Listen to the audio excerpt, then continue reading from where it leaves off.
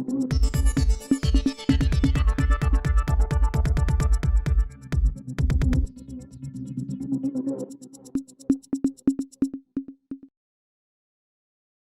Sir. ஐயா வணக்கம். தமிழக அதிமுகவுக்குள்ளே என்ன நடக்குது? அதிமுக வந்து பாஜகவோட கூட்டணிக்கு சேரணும் வரணும் அப்படின்னு சொல்லிட்டு டிடிவி தினகரன் அழைப்பு கொடுக்குறாரு. நீங்கள் வந்து திமுகவோட பி டீமாக செயல்பட்டு இருக்கீங்க, அந்த பாவத்தை போக்கணும்னா வந்து நீங்கள் என்டிஏல வந்து இணையுங்க அப்படின்னு சொல்லி பிஜேபி திமுக பி டீமாக செயல்படுறது பாவம், நீங்கள் பிஜேபியோட பி டீமாக வந்துருங்கன்னு டிடிவி கூப்பிடுறாரு. அதிமுகலேருந்து வெளியில் போன தனி கட்சி ஆரம்பித்த டிடிவி தினகரனுக்கு இந்த வேலை எதுக்கு? இதை ஓபிஎஸ்ஓ சசிகலாவோ சொன்னால், கேசி பழனிசாமி சொன்னால் கூட, நம்ம புகழேந்தி சொன்னால் கூட ஒத்துக்கலாம். அவங்க அதிமுகவோட தொடர்பில் இருக்காங்க. நாங்கள் தான் அதிமுகன்றாங்க. இன்னொரு இடத்துல எங்களை அதிமுகவில் சேர்த்துக்கணும்னு கேஸ் போடுறாங்க. எலெக்ஷன் கமிஷனில் போய் ரெட்டையில் எங்களுதுன்றாங்க. அதிமுகவுக்கு அவங்க பாத்தியதை கொண்டாடுறாங்க, சொந்தம் கொண்டாடுறாங்க. அவங்க கேட்டால் அது லாஜிக்கலி தர்க்கவியல் ரீதியாக சரி. அதிமுகவை விட்டு வெளியில் போன ஒரு நபர், தனியாக கட்சி வைத்திருக்கக்கூடிய ஒரு நபர், நீங்கள் பிஜேபி அலையன்ஸ்க்கு வாங்கன்னு கூப்பிட்றது எந்த விதத்தில் நியாயம்? அபத்தமாக இல்லையா? அது பிஜேபி செய்ய வேண்டிய வேலையை டிடிவி தினகரன் எதுக்குங்க செய்கிறாரு? இவர் என்ன பிஜேபிக்கு வந்து ரெப்ரஸன்டேட்டிவ்? அவர் இவருக்கு எதுக்கு வந்தது? அதிமுகவை பிஜேபி கூட்டணி கூப்பிட டிடிவி தினகரன் யார்? அதை தான் வந்து ஜெயக்குமார் கேட்குறாரு. நாங்கள் வந்து அதை வந்து நீங்கள் கேட்கக்கூடாது. அதை தான் நான் சொல்கிறேன். லாஜிக்கலி ஜெயக்குமார் கேட்குறது கரெக்டு. ஓபிஎஸ்ஓ சசிகலாவோ கேசி பழனிசாமியோ புகழேந்தியோ கேட்டாங்கன்னா அது வேறங்க.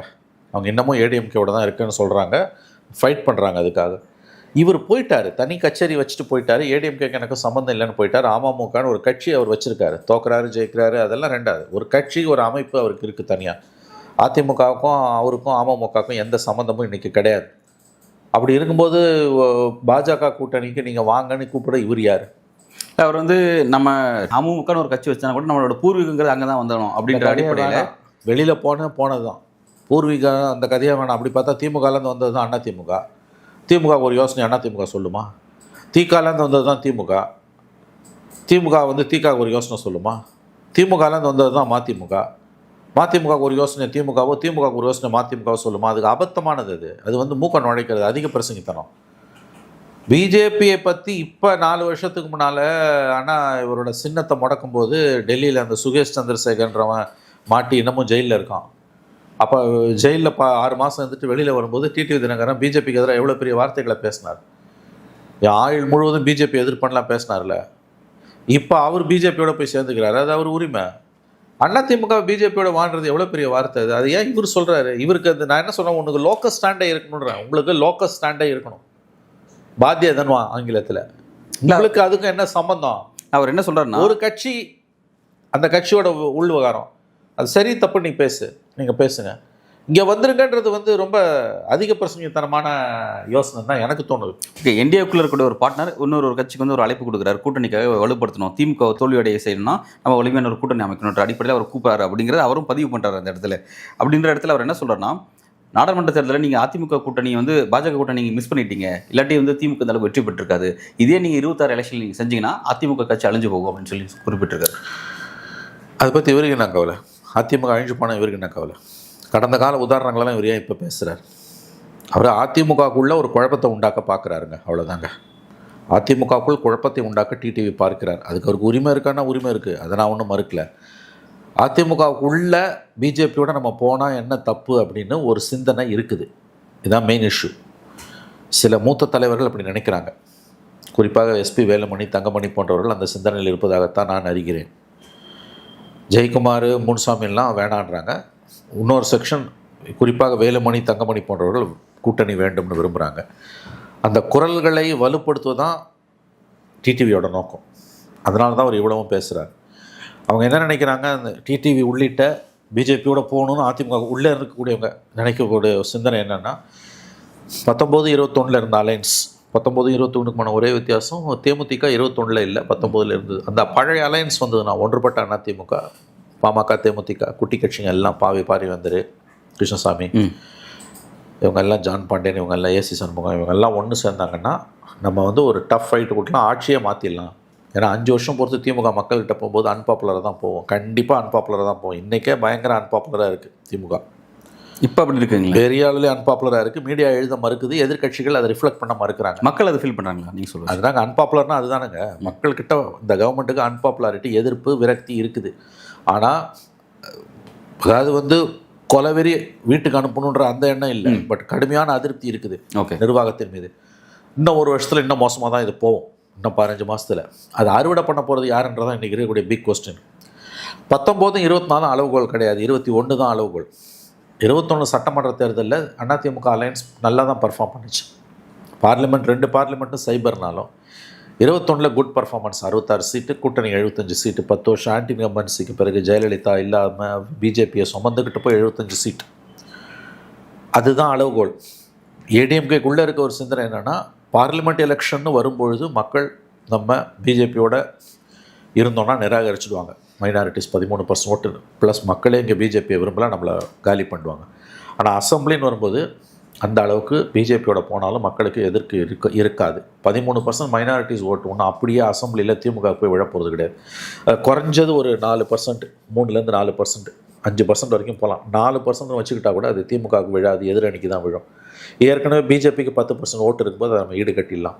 நீ என்ன தான் மைனாரிட்டிஸ் ஓட்டை பற்றி பேசினாலும் 5 வருஷம் ஒரு ஃபுல் கவர்மெண்ட்டை ரன் பண்ணிவிட்டு ஆயுட்காலத்தை முடிச்சுட்டு மக்கள்கிட்ட திமுக ஓட்டு கேட்டு போகும்போது கண்டிப்பாக அது மிகப்பெரிய ஒரு இடைஞ்சலை, ஒரு மிகப்பெரியதொரு எதிர்ப்பை சந்திக்க வேண்டியிருக்கும். கடந்த கால வரலாறு அது. அப்படி ரெட்டையிலேன்ற சின்னம் வந்த பிறகு பேக் டு பேக் கவர்மெண்ட் திமுக வந்ததே கிடையாது. ஃபுல் 5 இயர்ஸ் ஆண்டுட்டு மக்கள்கிட்ட போகும்போது நீ எவ்வளோ நல்லது பண்ணாலும் மாற்றம் வேணும்னு குத்துவான். 2001 மாதிரி 96 2001 பெரிய தவறுகள் நடக்காத கவர்மெண்ட். ஜெயலலிதாவால் 2001 நிற்கக்கூட முடியல, கன்விக்ஷனை வாங்கி அவங்க டிஸ்குவாலிஃபைடு இருக்காங்க. ஆனாலும் மக்கள் திமுகவை நிராகரிச்சுட்டு வெறும் 32 சீட்டு கொடுத்து நிராகரிச்சுட்டு ஜெயலலிதா டிஸ்குவாலிஃபை ஆன அந்த எலெக்ஷனில் 132 சீட் ஏடிஎம்கே கொடுத்தாங்க. வரலாறு. பெரிய தவறு நடக்காதப்ப மாற்றத்துக்காக 2011 குடும்ப அரசியல், 2G, சினிமா துறையை கட்டுப்படுத்தியது, லேண்ட் கிராபு, இது எல்லாத்தையும் சேர்த்து வச்சு மக்கள் பனிஷ் பண்ணி அனுப்புனாங்க. 23 சீட்டு எதிர்கட்சியாக கூட வர முடியாமல் 29 சீட்டு ஜெயலலிதாவோட நின்ன விஜயகாந்த் தான் வந்தார். 16லையும் தோத்தாங்க, 21 தான் ஜெயிச்சாங்க. 10 வருஷம் எந்திரிக்க முடியல. ஸோ ஒரு வாய்ப்பு திமுகவை அகற்றுவதற்கு நமக்கு இருக்கிறது என்ற எண்ணம் பிஜேபி அதிமுகக்குள்ளேயே ஒரு தரப்பினரிடம் இருக்கிறது. அவர்கள் சொல்லுவது பிஜேபியோட போனால் தவறு ஒன்றும் கிடையாது, பிஜேபியோட போனால் வாக்குகள் குறைமான மைனாரிட்டிஸ் ஓட்ஸ் ஒரு 30% போவோம், அதை நம்ம இட்டு நிரப்பிக்கலாம் பிஜேபியோட சேர்ந்து. ப்ளஸ் ஆன்டி இன்கம்பன்சி 5 வருஷம் பொறுத்து திமுக வரக்கூடியதை பேலன்ஸ் பண்ணிட்டோன்றது ஒரு பாயிண்ட். இன்னொரு தரப்பு போகக்கூடாதுன்றாங்க. எடப்பாடிக்கு போக வேணான்னு தான் விருப்பம். பட் நாள் நெருங்க யார் கை ஓங்கும்லாம் நீங்கள் சொல்ல முடியாது. இன்னமும் எனக்கு தெரிஞ்சு ஏடிஎம்கே பிஜேபி அலையன்ஸ் 26 வருவதற்கு ஒரு விண்டோ ஆஃப் ஆப்பர்ச்சுனிட்டிஸ் இருக்குன்னு தான் நான் பார்க்குறேன்.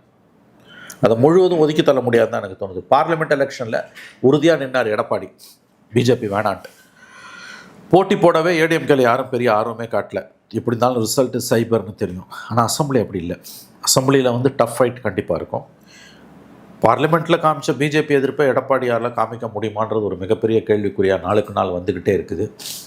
ரொம்ப அதிகப்படியாக போச்சுன்னா பிஜேபி அலையன்ஸை விரும்பக்கூடியவர்கள் எடப்பாடிக்கு எதிராக உள்ளேயே கலக குரலை எழுப்பி அதிமுகவை இன்னமும் சேதாரப்படுத்தி வெளியேறப்பட செய்யலாம். அப்போ இப்போ இருக்க அதிமுகவுக்கு மாற்றம் இன்னொரு அதிமுக கூட வரும், அது பிஜேபியோட போய் சேரும்.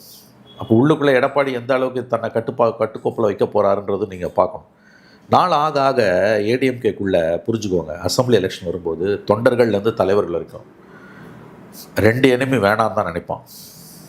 ஒரு எனிமி தான் அசம்பிளியில். அசம்பிளி ஸ்டாலின் வேணுமா வேணாமான்றது, மோடி வேணுமா வேணாமான்றது கிடையாது. அது பார்லிமெண்ட். நீ அதை கொண்டு நீங்கள் வச்சுன்னா எடுப்படாது. 5 வருஷம் இந்த கவர்மெண்ட்டுக்கு எதிராக ஏடிஎம்கேக்கு பிரச்சனைகள் வரும்போது, சிக்கல்கள் வரும்போது, வழக்குகள் வரும்போது அவன் தான் களத்தில் நிற்கிறான். அவன் எதிரி ஸ்டாலின் தானே ஒழிய மோடி கிடையாது.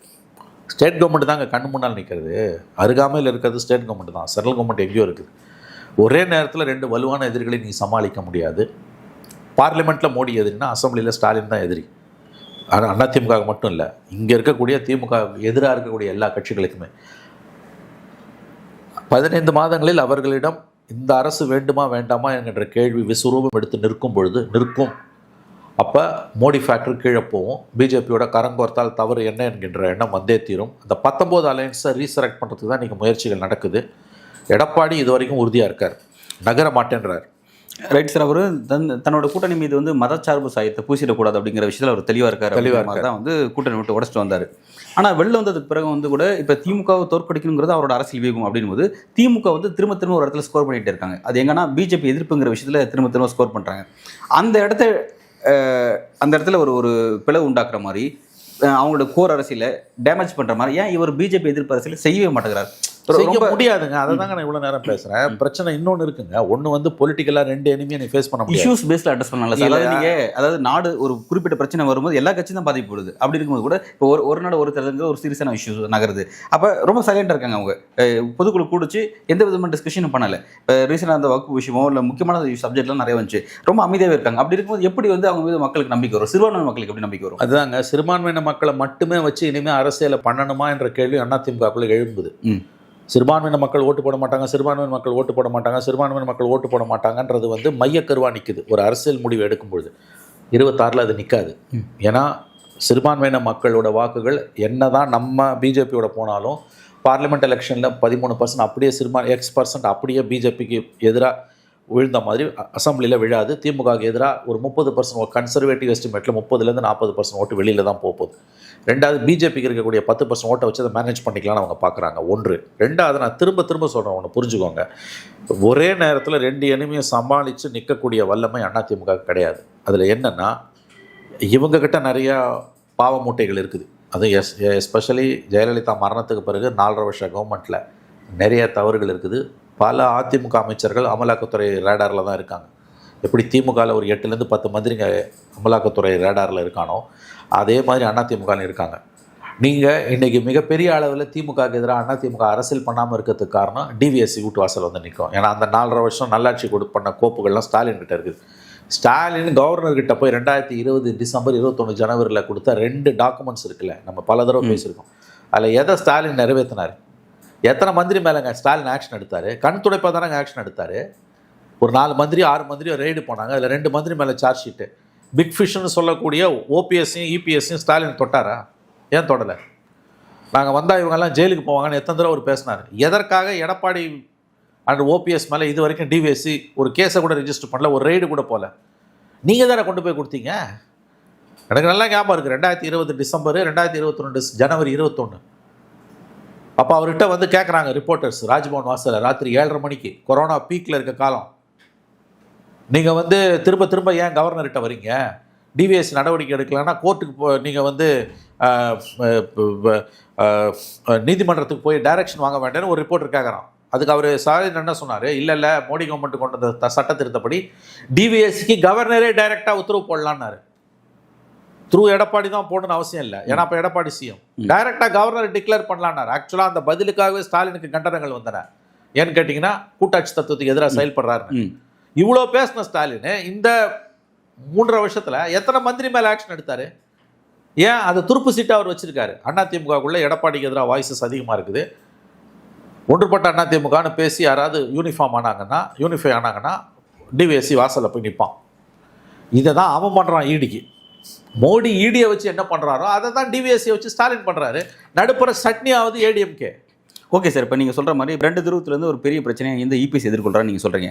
ஆனால் வந்து இப்போ கட்சி ஏடிஎம்கே எதிர்கொள்ளுது, இபிஎஸ் எதிர்கொள்கிறார். ஓகே, அவர் தலைவராக இருக்குன்னு அவரை குறிப்பிட்டு நான் சொல்கிறேன். ஓகே, வந்து இப்போ ஜெயக்குமார் என்ன அட்ரஸ் பண்ணுறாருன்னா, இப்போ டிடி தினகரன் போன்ற அவங்க கொடுக்குற அழைப்புக்கெல்லாம் நீங்கள் வந்து வழக்குகளுக்கு பயந்து வந்து நீங்கள் அடிவடியாக மாறிட்டீங்க, அவங்கள்ட்ட அடிமையாயிட்டீங்க. ஆனால் நாங்கள் அப்படி கிடையாதுன்னு சொல்லிட்டு ரொம்ப தைரியமாக துணிச்சலாக தன்னோட கருத்தை பண்ணுறாரு. நாங்கள் அந்த விஷயங்கள் எங்களுக்கு எதுவும் பொருந்தாதுன்னு சொல்கிறாரு. யார்? ஜெயக்குமார் அவர்கள் குறிப்பிட்றாரு. அதிமுக அந்த மாதிரி எனக்கு தேவைகளுக்கு எதுவும் கிடையாது, நீங்கள் போன மாதிரி அமமுக போன மாதிரி அதிமுக போக வேண்டிய அவசியம் எதுவும் கிடையாது, உங்களுக்கு வழக்குகள் பயம் இருக்குது, எங்களுக்கு அந்த மாதிரி பயம் இல்லைன்னு சொல்கிறாரு. இப்போ நீங்கள் 2 தூரத்துலேருந்து அது அப்படி தாங்க ஜெயக்குமார் சொல்லுவார். நாள் நெருங்க என்ன ஆகும்? ஓகே, நாள் நெருங்க என்ன ஆகும்? டிடிவி வந்து அவருக்கு மேலே எவ்வளோ வழக்குகள் இருக்கா தெரியும்ல. அவர் எதுக்கு இப்போ திடீர்னு பிஜேபி மேலே இவ்வளோ காதல்? டிடிவிக்கு எடப்பாடிக்கு அழைப்பு விடக்கூடிய அளவுக்கு டிடிவிக்கு என்னங்க பிஜேபி மேலே காதல்? டிடிவிக்கு ஒரு பாஸ்ட் இருக்குது, ஞாபகம் வச்சுக்கோங்க. அந்த வழக்குகளும் தப்ப தான் அவர் பிஜேபி லைன் எடுக்கிறாரு. இவங்க அமைதியாக இருக்காங்க. ஜெயக்குமார் சொல்கிற மாதிரி நாங்கள் வழக்குகளுக்கு பயந்தவங்க இல்லைன்றது வந்து ஓரளவுக்கு தான், முழுசாக ஒன்றும் கிடையாது. ஜெயக்குமார் மேலே வேணால் கேசஸ் இல்லாமல் இருக்கலாம். பட் தங்கமணி, வேலுமணி, எத்தனை 13 மந்திரி நான் சொல்கிறேன். அதில் வேலுமணி அண்ட் தங்கமணிலாம் கேஸுங்க. டிவிஎஸ்ஸையும் நெருக்கலாம், ஈடியும் நெருக்கலாம். இவ்வளோ பண்ணி ஈடி ஏங்க விட்டு வச்சுருக்கான் நான் கேட்குறேன். அண்ணா போன 2023 இந்தியா கூட்டணின்னு பேர் வச்ச அன்னைக்கு 9 வருஷமாக கூட்டாத என்டிஏ கூட்டத்தை மோடி கூட்டுறாரு. மோடிக்கு வலது பக்கத்தில் உட்காந்தது எடப்பாடி பழனிசாமி. கரெக்டாக 20 நாளில் கூட்டணி விட்டு வெளில வராரு. கூட்டணி விட்டு வெளியில் வந்தவங்களெல்லாம் மோடி எப்படி டீல் பண்ணியிருக்காருன்னு தெரியும். இன்ன வரைக்கும் கையை தொடலை. இந்த பெருந்தன்மையை 26 காட்டுவார்னு நினைக்கிறீங்களா? சத்தியமாக காட்ட மாட்டார். புரியுதா நான் சொல்கிறதெல்லாம்? சில விஷயங்களை என்னால் சொல்ல முடியாது. சில டாட்ஸாக தான் நான் உங்கள் முன்னால் வைக்கிறேன். அதை கனெக்ட் பண்ணுங்கன்றேன். பண்ணுறதும் பண்ணாதும் உங்கள் விருப்பம். நான் வெளிப்படையாக சில விஷயங்களை சொல்ல முடியாது, சொல்லக்கூடாது. டாட்ஸை நான் முன்னால் வைக்கிறேன். ஏன் அவங்களால பிஜேபியை எதிர்க்க முடியலங்க. அதாங்க உண்மை. அவங்க பொதுக்குழுவில் வந்து திமுக கண்டனம், பிஜேபிக்கு கோரிக்கை வலியுறுத்தல் அப்படியே மெல்லிய மயிலிறகால வருடி கொடுக்குறீங்க. சரியா சொன்னீங்க. 16 தீர்மானத்தில் அந்த 15ஆம் தேதி பொதுக்குழு நடக்கும்போது அன்றைக்கி நாடே பேசிக்கிட்டு இருந்த விஷயம், இப்பயும் பேசுகிற விஷயம் ஒன் நேஷன் ஒன் எலெக்ஷன். அதை பற்றி உன் கருத்து என்ன? இப்போ அம்பேத்கரை பற்றி அமித்ஷா சொன்னது கூட நீ கருத்து தெரிவிக்காமல் இருக்கலாம். அது எனக்கு என்னமோ அவ்வளோ பெரிய விஷயமா படலை. ஓப்பனாக நான் சொல்கிறேன். நான் ஏன்னா அது ஒரு பார்லிமெண்ட்டில் ஏதோ ஒரு சிறுபான்மை வாக்குகள் நினச்சி கவலைப்படக்கூடாது. நிச்சயமாக பதில் சொல்லி தான் எந்த கட்சிகளும் சரி. நான் என்ன சொல்கிறேன், அம்பேத்கரை பற்றி அமித்ஷா பேசின விஷயத்தில் அதிமுக கருத்து சொல்லனா கூட வந்து எனக்கு அது பெரிய விஷயமே கிடையாது. ஏன்னு கேட்டிங்கன்னா அது வந்து அவர் இப்போ டாக்டர்டு வீடியோன்றாரு. நாளைக்கு அவர் வருத்தம் தெரிவிக்கலாம், மறைஞ்சு போயிடும். அது வந்து அது ஒன்றும் ஒரு பெரிய இஷ்யூ எனக்கு தெரியல இப்போதைக்கு. பார்லிமெண்ட் நாளைக்கு 3 நாள்னா 10 நாளில் அடங்கிட போகிற issue. One nation one election உண்மையான இஷ்யூங்க அது. அதில் ஒரு கட்சி கருத்து சொல்லாமல் எப்படி போக முடியும்?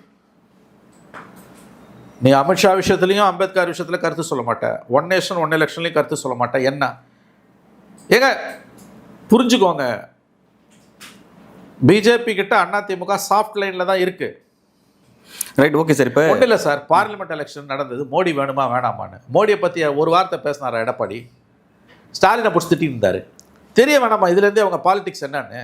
இல்லை, ஓகே சார். அது அவர் பிரச்சனை அண்ணாமலையோடங்க. பிஜேபியோட கொள்கை மேலெல்லாம் பெரிய வெறுப்பு வந்து அவர் பந்தாரு அப்படி கூட என்னால் நம்ப முடியல. இல்லை, எங்களால் இந்த விஷயம் புரிஞ்சுக்க முடியுது. இப்போ நீங்கள் வந்து ஒரு மூத்த பத்திரிகையாளர், நீங்கள் தான் கடந்த காலத்தில் வந்து எங்க அதிமுக வந்து மதச்சார்பு கொண்ட கட்சியெல்லாம் கிடையாது அப்படின்னு நீங்களும் இப்பயும் அது ஒரு செக்யூலர் பார்ட்டி தாங்க. பிஜேபி செக்யூலர் பார்ட்டி தான். அது வெறும் பேர்ல மட்டும் இருந்தா பாரு, உங்களோட நடவடிக்கையில் இருக்கணும், செயல்பாடு. அது ஆன்டி பிஜேபி ஃப்ரண்ட்ல இருக்க எல்லா கட்சிகளுமே வந்து மதசார்பற்ற கட்சிகள் தான். பிஜேபியை தவிர இந்தியாவில் இருக்க எல்லா கட்சிகளுமே மதசார்பற்ற கட்சிகள் தான். பிஜேபியோட கூட்டணியில் இருக்க கட்சிகள் எல்லாருமே தங்களுடைய மதசார்பற்ற தன்மையை அப்பப்போ நிரூபிக்க வேண்டிய அவசியம் வருது.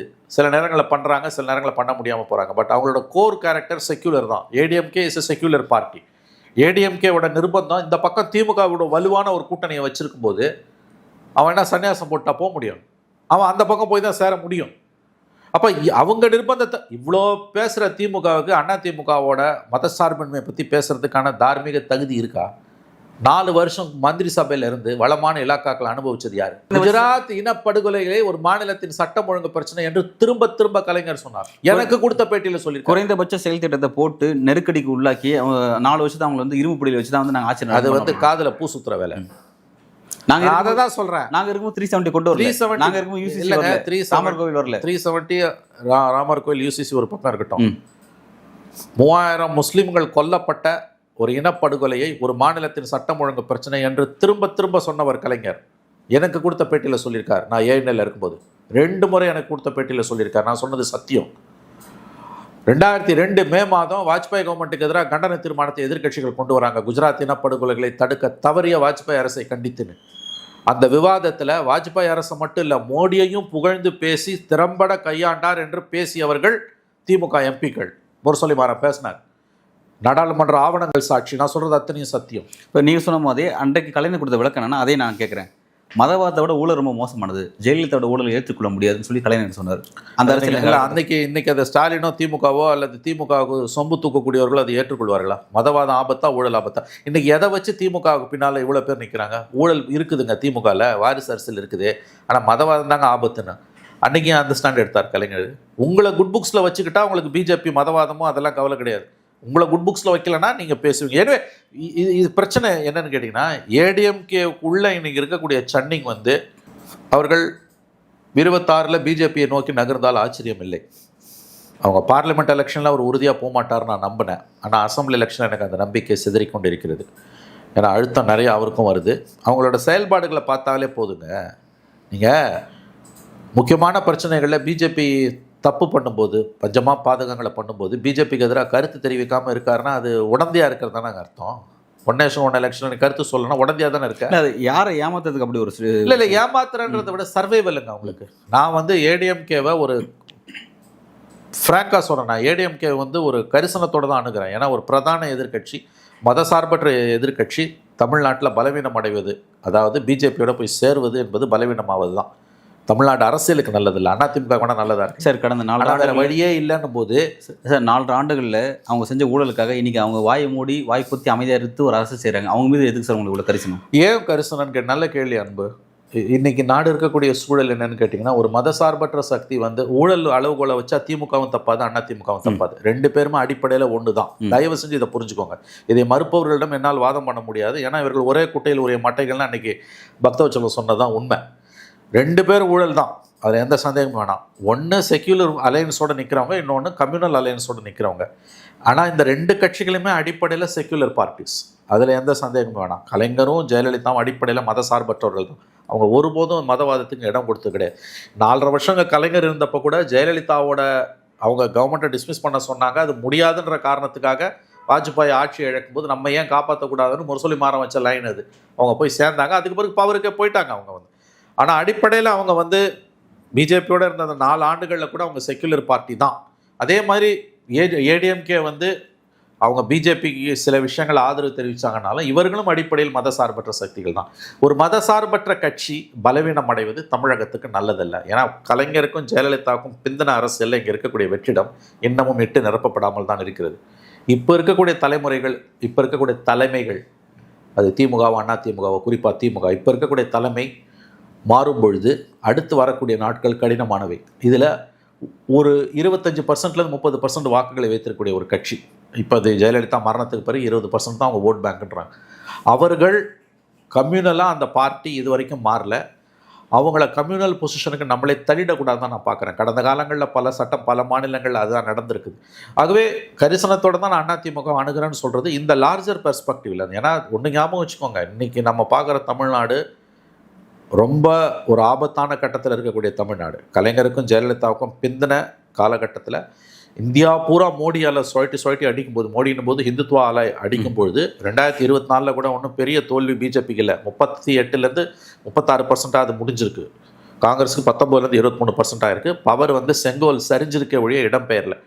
இந்த இடத்துல இந்திய அரசியலின் மையக்கருவாக பெரும்பான்மை ஹிந்துத்துவா தான் இருந்து கொண்டிருக்கிறது. தமிழ்நாட்டிலையும் கேரளாலையும் மட்டும் நம்ம அதை தடுத்து நிறுத்திக்கிட்டு இருக்கோம். கேரளாவில் கூட உள்ளே வந்துடுச்சு.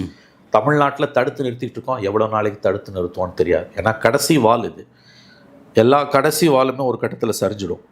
அந்த ஒரு எண்ணத்தில் தான் நான் இவ்வளோத்தையும் சொல்கிறேனே ஒழிய லார்ஜர் பிக்சரில் நான் சொல்கிறேன். ஏடிஎம்கேன்ற கட்சி வந்து காணாமல் போவதோ கரைவதோ பெரிய தோல்விகளை அடைவதோ தமிழ்நாட்டுக்கு நல்லதில்லை. ஏன்னா அந்த ஓட் பேங்க் எப்பயுமே திமுகவுக்கு போகாது, அது ஞாபகம் வச்சுக்கோங்க. அது ஒன்று அதிமுகவாக இருக்கும். அதிமுகன்ற தலைமை செதஞ்சு அதோட கோர் கேரக்டர் டிஸ்டர்ப் ஆகும்போது, வழிநடத்த ஆள் இல்லைன்னும் போது, அதில் பெரும்பாலான வாக்கு சதவீதம் வந்து பிஜேபிக்கு போவோம், கொஞ்சம் நாம் தமிழருக்கு போவோம், கொஞ்சம் விஜய்க்கு போவோம். பெரிய கட்சிகள்னும் போது ஒரு கட்டத்தில் அது பிஜேபி நோக்கி தான் நகரும். இதுதான் கடந்த கால வரலாறு. அந்த அர்த்தத்தில் நம்ம சொல்கிறோம் இது வந்து இந்த கட்சி வந்து இப்படியே ஒரு ஃபார்மேட்டில் நீடிக்கிறது கொஞ்ச நாளைக்கு நல்லதுன்னு. ஓகே, இந்த லார்ஜர் பெர்ஸ்பெக்டிவில் நீங்கள் பார்த்தீங்கன்னா ஏன் ஏடிஎம்கேவோட கரிசனத்தோடு அணுகணுன்றது உங்களுக்கு புரியும். நான் 10 வருஷம் அவங்க ஆட்சியை எதிர்த்தேன். 21 ஆட்சி மாற்றத்துக்கு வேணும்னு சொன்னவன் நான். 3 எலெக்ஷனில் திமுக தான் ஓட்டு போட்டேன், 19, 21, 24. ஆனால் இன்றைக்கி நான் சொல்கிறேன், ஏடிஎம்கேன்ற கட்சிக்கான ஸ்பேஸை வந்து நம்ம என்ஷூர் பண்ணலன்னா எப்பயுமே அந்த ஓட் பேங்க் வந்து அப்படியே தாங்க இருக்கும். அது எங்கேயாவது மாறி மாறி போகுமே ஒழிய திமுகவுக்கு போகாது. அதிமுகவோட கொள்கை என்னங்க? அதிமுக ஏதாவது கொள்கை இருக்கா? ஒரு கொள்கையும் கிடையாது. ஆன்டி டிஎம்கேன்றதான் ஒரே கொள்கை. கருணாநிதி எதிர்ப்பு, திமுக எதிர்ப்பு, கருணாநிதி தீய சக்தி, திமுக தீய சக்தின்றதான் ஒரே கொள்கை. அவன் எப்படிங்க போவான் பிஜேபி? அவன் எப்படி உங்களுக்கு வந்து திமுக ஓட்டு போடுவான்? சத்தியமாக போட மாட்டான். அதில் ஒரு பகுதி பிஜேபிக்கு போவோம், ஒரு பகுதி வேற எங்கேயாவது போவோம், இன்னொரு பகுதி விஜய்க்கு போவோம். அந்த கணிசமான பகுதி பிஜேபிக்கு போக வாய்ப்பு இருக்கு இல்லையா? அதுதான் நம்முடைய ஆபத்து.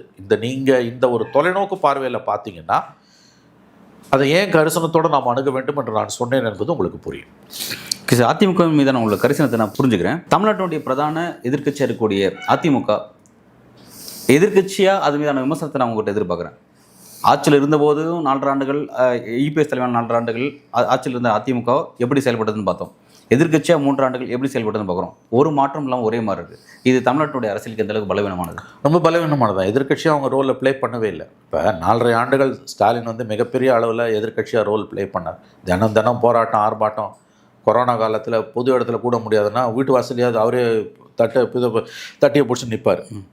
ஏகப்பட்ட பிரச்சனைகளை உருவாக்குனார். அப்படி தான் ஒரு கட்சி இருக்கணும், எதிர்க்கட்சி. எடப்பாடி என்ன பண்ணார்? ஒன்றுமே பண்ணலையா? மேபி இன்னும் வரக்கூடிய அடுத்த மாதங்களில் ஆசைப்படுறாரு. எப்படி சார்? அதாவதுங்க, அவர் செயல்பட வேண்டிய அளவுக்கு செயல்படலைன்றதாங்க உண்மை. அதில் எந்த மாற்று கருத்தும் இடம் கிடையாதுங்க. மேபி இன்னும் 1.25 வருஷம் இருக்குது. கடைசி ஒரு 6 மாதம் 8 மாதத்தில் அவங்க செயல்படலாம். இப்போ ஜனவரிலேருந்து எல்லா இடமும் டூர் போகிறேன்றாரு. பார்ப்போம் அதில் என்ன பண்ணுறாருன்னு சொல்லிட்டு. கரிசனத்துடன் தான் அணுகிறேன் என்றால் எஸ், கரிசனத்துடன் தான் அணுகிறேன். ஏன்னா பிஜேபி ஃபேக்டர் அங்கே இருக்குது. அதனால் வேறு வழி இல்லை நமக்கு. இங்கே நடக்கிறது ஒன்றும் ராமராஜ்யம் கிடையாது. இங்கே நடக்கிறது அப்பட்டமான குடும்ப அரசியல், கூச்சநாச்சம் இல்லாத குடும்ப அரசியல், ஏற்றுக்கொள்ள முடியாத வாரிசு அரசியல், ஊழல் தலைவிரிச்சு ஆடுது. இதில் மதச்சார்பற்ற ஒரு பிரதான எதிர்க்கட்சி பலவீனம் அடைவதும், அதை பார்த்து நம்ம கெக்குலி கொட்டி சிரிப்பதும், அவங்களுடைய கடந்த கால வரலாறை வச்சு இன்றைக்கி கேள்வி கேட்பதும் ஆபத்தானது. திரும்ப திரும்ப சொல்கிறேன், இது ஏதாவது ஒரு கட்டத்தில் மதவாத சக்திகளுக்கு தான் நீங்கள் போய் அவங்கக்கிட்ட தான் போய் இது நிற்கும். அதனால் சொல்கிறோம், இது புரிய வேண்டியவங்களுக்கு புரியலன்னா நம்ம ஒன்றும் பண்ண முடியாது. நல்ல சார், விரிவான உரையாடல். நன்றி. நன்றி அன்பு.